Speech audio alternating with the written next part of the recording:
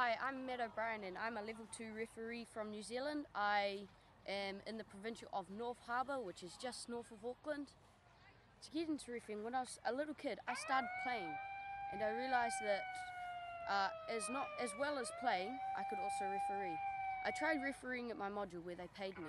I then went on further because I enjoyed it very, very much. I am now at national standards and I'm enjoying it all the time.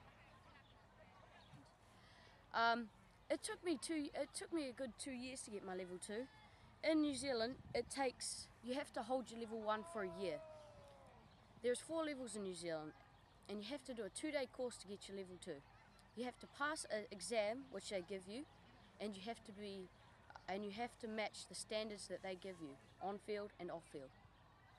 To get level 1, you have to do a course, and you have to also match different standards which are lower than level 2.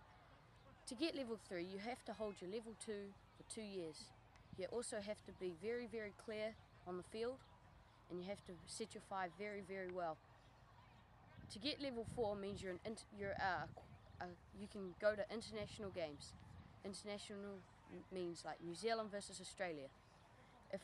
As a level 2 now, I am not able to do this. Maybe level 3s can, maybe level 4s will definitely be able to.